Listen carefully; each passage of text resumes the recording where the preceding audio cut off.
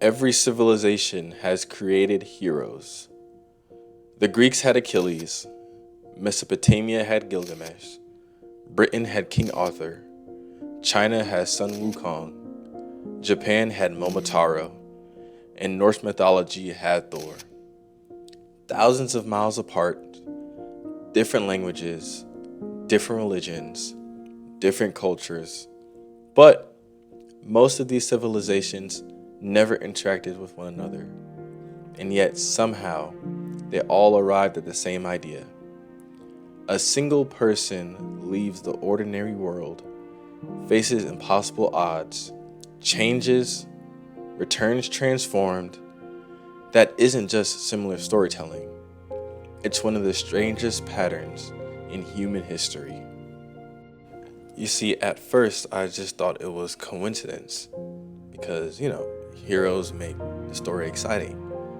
People like watching someone overcome the impossible odds, right? Simple, investigation over. But the more I read, the less convincing that explanation became. Because heroes didn't disappear once civilization advanced. If anything, they became more popular. We stopped telling stories around campfires. Now we watch them in the movie theaters. We stopped painting heroes onto cave walls.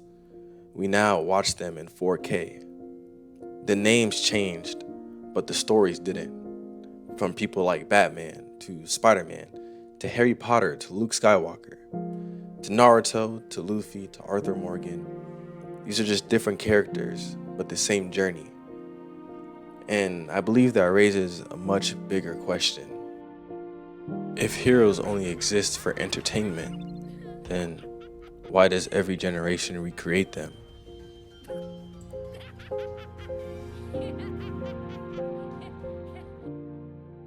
Why are children naturally drawn towards heroes? Why do adults still admire them? Why do entire nations build monuments about them? And why do we still tell the same story thousands and thousands of years later? And I'm not gonna lie, that question led me to somewhere I wasn't expecting. You see, in the early 20th century, a Swiss psychologist named Carl Jung began noticing something strange. Patients from completely different cultures described remarkably similar dreams. Ancient myths from civilizations separated by oceans shared nearly identical characters. A wise old man, a trickster, a mother figure, a shadow, and almost always a hero. You see, Jung didn't think this happened because cultures copied one another. He believed something much deeper was happening. He proposed that beneath our personal experiences lies something called the collective unconscious. Not necessarily a shared memory, but more so a shared blueprint. You see, it's almost like a set of psychological patterns that almost every human being inherits.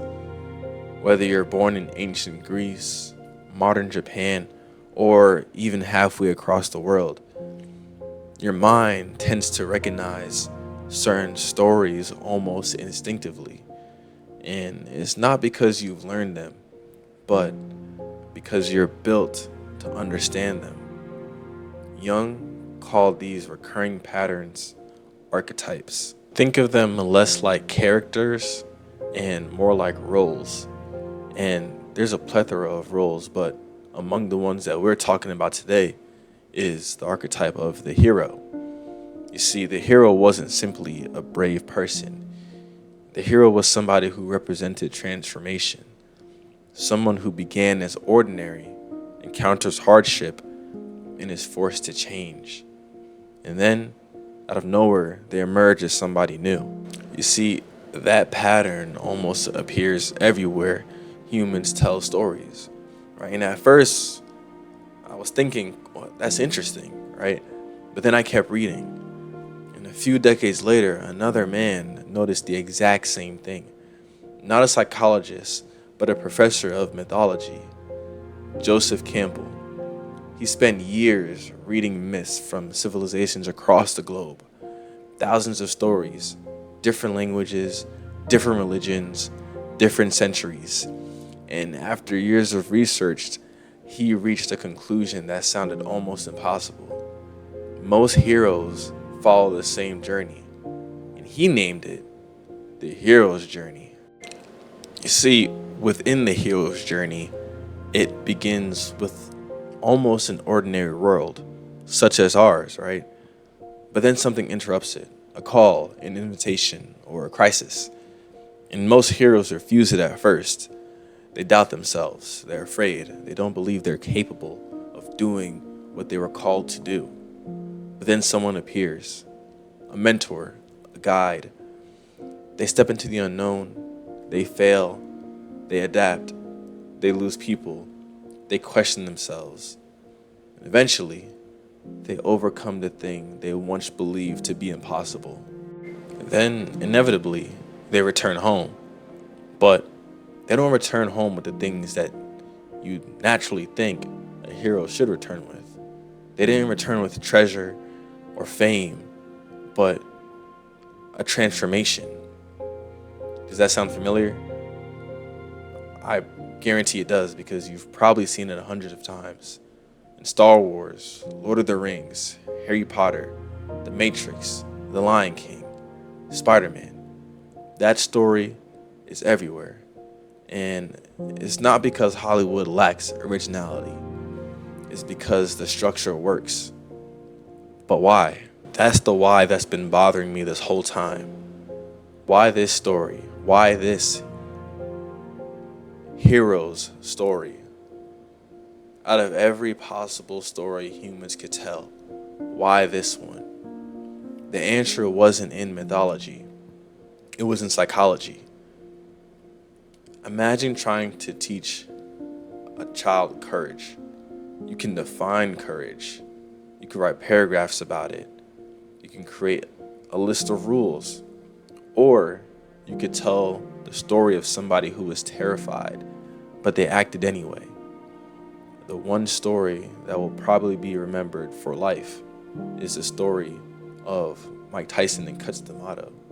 You see, Cus D'Amato once had a famous saying: there's a difference between the hero and the coward.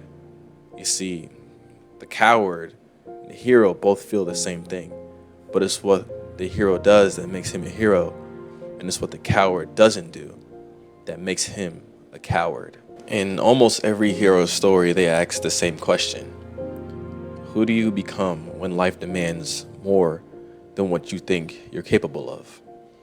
And maybe that's why over time, civilization has created more heroes, right? No matter what time period you're in. And that's probably why they never disappear, is because every generation eventually reaches that moment, not on a battlefield. Maybe it's sitting in a hospital waiting room. Maybe it's raising a child. Maybe it's losing someone you love. Maybe it's starting over from a failure, right? And every ordinary person eventually encounters an extraordinary challenge. And in these moments, the facts aren't enough. We look for examples, right? Someone who reminds us that transformation is possible. And maybe that's why every civilization created heroes. Not because heroes were extraordinary, but because ordinary people needed somebody who they wanted to become.